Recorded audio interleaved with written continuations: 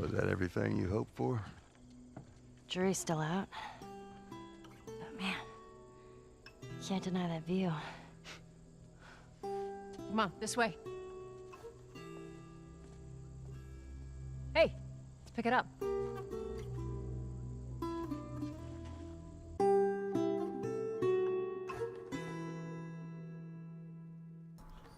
Hello ladies and gentlemen, and welcome to episode 3 of my TLOU In-Depth series. In this episode we discuss the third chapter of the game, being the Outskirts. This episode stands you on your own team free, and just like you're out of the safety of the quarantine zone, now the real game begins. Scenery takes place from a typical horror night movie, with the rain pouring down and the eerie silence, until the morning rises and the sun blossoms into a beautiful day over the Capitol building.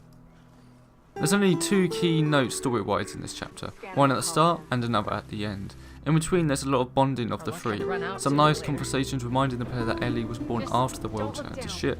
Just as you enter the outside she comments, Holy shit, I'm actually outside.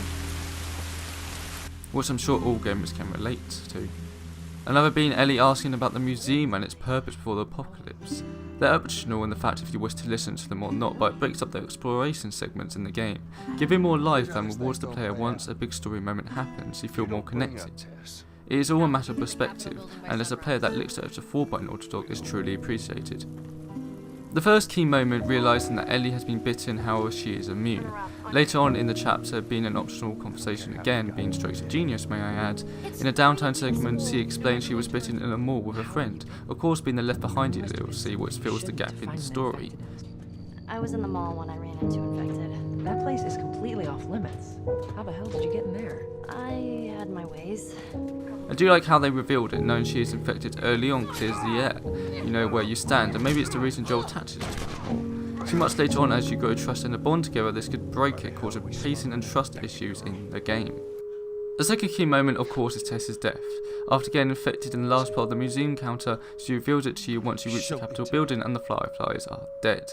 In a way, her death stamped Ellie and Joel's relationship across America to find Tommy, Joel's younger brother, who may have a chance to reconnect him with the Fireflies. This cutscene really shows the presentation and voice acting is top notch in the game. Joel's shown his frustration on Tess, but not sympathy, not sadness.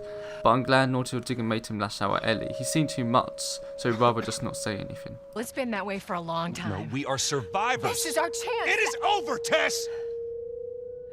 Now, we tried. Let's just go home. In between these two moments, not much story-wise happens. After escaping a stealth area full of military guards from a quarantine zone, a cutscene arises showing the player that Joel has told Tess about his past, and Sarah. You get the feeling it's more the fact of the weight of Ellie's death on his hand he is mostly worried about. Again, we don't know how long these two have known each other, and how personal or business their relationship is. It was never laid out on the table, and I like that. There doesn't always need to be a label, especially in the apocalypse where there's a lot more to worry about than to judge one another. I need to remind you what is out there. I get it. A few sweet conversations educating Ellie and also the player, for example with the conversation on how they bombed the city, and even a flyer giving more detail on this matter, again showing these artifacts have more meaning than the previous Uncharted games did.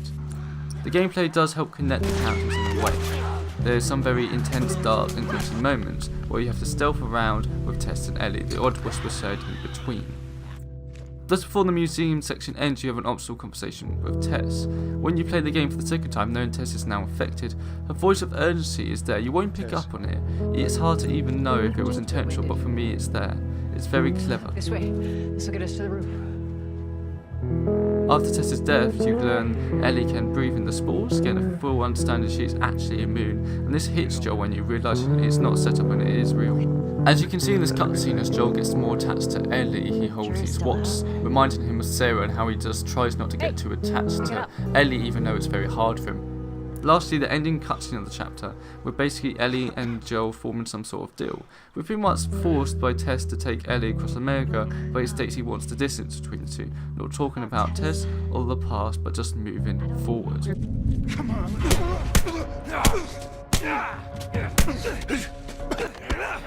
I believe this chapter has the most varied gameplay of all of them. In the night section, the combat is more stealth focused, trying to adapt to an unpredictable situation, avoiding the military at all costs, as maneuvering through the broken buildings and sewers is well paced. It may be the only time in the game where you just can't take the enemies on at all. Gunned up in large numbers you feel powerless, but Naughty Dog did leave the option for you to try and not leave it as a fail state situation. This area is my second least favourite area in the game, due to how lenient it feels, giving you no option how to face your enemies, but just how to avoid them. Maybe Naughty Dog wanted to demonstrate that killing isn't the only option, and also using level design to your advantage is a big factor in the game, like a puzzle in a way. Now once you enter the skyscraper, What the hell was that? you are fully aware you are about to encounter some affected, this time clickers as well. Beforehand, a quick jump scare shows that the clickers can be killed in 2 headshots, and how they use echolocation to find you so they have no eyesight. Your first encounter with one is showing you how to distract them with bottles and bricks, a clever way to show without making it feel like they're holding your hand. After this, there are several infected encounters from now until the sunrise. The 2 in the skyscraper are the worst, throwing you into tough situations of horror, having to stealth around them, killing as many as possible before alerting the pack. Here you can see me taking the first out easily, fully in stealth. Clickers can only be killed by guns, melee weapons, best to use one stun them with a brick or bottle, and a shiv. I actually screwed up here on the second part and had an intense chase until the clickers started roaming around again. The same one happens in the museum, more runners than clickers this time as you have to face them head on. Smart design. This shows how the ally AI has been very useful and also can get caught and you happen to free them. If the infected do notice you, that's when they become lethal. They are quick and hard to headshot, they can surround you and end you very quickly. In the second skyscraper encounter, after getting your first Molotov, has around 10 clickers in. You don't know where the exit is, and again you just slowly creep around like this. They won't even hear you. The sound and atmosphere has been captured exceptionally well by Naughty Dog. You feel completely trapped. You go around this encounter in many ways, from attracting the infected and then throwing a Molotov, or my preferred way of stealth. Now after this you face human combat, being this time more military guys trying to find you, however not fully equipped as the previous were. You receive your first main weapon being the hunting rifle, a great weapon if you can land those headshots. You have to be more careful with the human AI as they are unpredictable and in hard difficulties can adapt very well to your movement. The second area of combat, you can see me actually avoid the military men and continue on. You don't have to kill them all for sure. Once in the train section, a few more military to either avoid or kill, and then you get into the clear. The combat segments in this chapter are very close quarters, not much room to breathe, with a lot of waist-high cover, like a maze to figure out how to get the edge over your enemies. It's a steep learning curve for sure.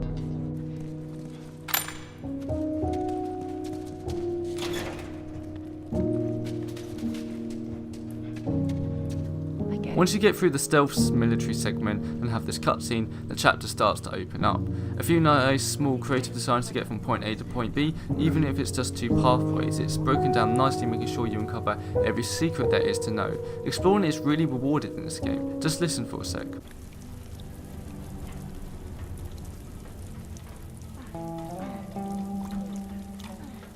The rain falling down, the eerie music, sounds perfect together. You really feel that. Even Joel lifting his arm to cover his face under the water. They really thought of everything. There are a few cubby holes with some good loot even on grounded mode and definitely worth picking up. Once in the skyscraper, things start slow, exploring the offices and no sound of the infected. A nice artifact showing how the fresh corpses of military, this scene alone, just demonstrates the sound and tension right now. It's getting very tense. There is actually a safe in the second skyscraper encounter. Going to one of the stores for the code, and the other, taking down the infected first, is where the 50 parts lie. There's many of these saves out of the course of the game. Once out in the open, again there's not really much to explore. A few important artifacts showing details on how the infection is caused, and the stage of it is very interesting. You learn about the crafting system in this game also, showing little hints of RPG mechanics, using parts you've gained to upgrade your weapons, and also using pills from flowers to upgrade your overall stats. It's very welcome as well. There will be plenty of these over the course of the game. These little RPG elements are a great contribution to the game, giving more than just Uncharted's gun hosting, but more engaging and bare-bone realistic gunplay. The game really opens up again after the museum segment, a Firefly being shot dead, but also the fact he has a note for Eddie. You see a bullet trail and blood there, you just wonder what happened to him, always left up to the player's imagination. You learn how to craft a medkit and Molotovs in this chapter. The crafting is done very well, making it simple and not overcomplicated, and also making the resources useful in more ways than one item. You need exactly the same supplies for a medkit as you do a Molotov, which you learn to craft in this chapter as well, making you have to make hard choices down the line. Another great example is the shiv doors.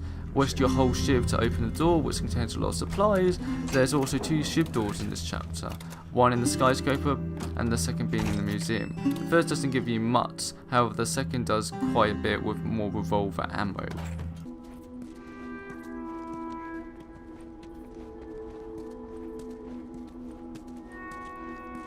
This is one of my favourite moments in the game. The music, learning Ellie can't swim, just the water and weather is super nice and relaxing. The whole scenery is just gorgeous after such a gritty and downtime in the skyscraper segment of this chapter, which of course it's meant to be before Tess's death. Really after this moment we have to wait until the next chapter where explosion becomes a very big factor as Naughty Dog starts to refresh the pace of the game in Bill's town. Ow, shit! Sorry, that was me. I love attention to detail in games. There's the reason I adore Naughty Dog games so much, because they go the extra mile. Most gamers would miss so many of these and not really appreciate them, and having the case of hundreds of these across the game is the reason I have replayed this game for my 5th time. Here's some I noticed in this chapter. There's 2 collapsed buildings from chapter 2 in the distance. These are the 2 skyscrapers you explore in this chapter. When in the museum area, seeing Tess and Ellie generally look around the shelves, tying shoes, all this detail brings the characters to life.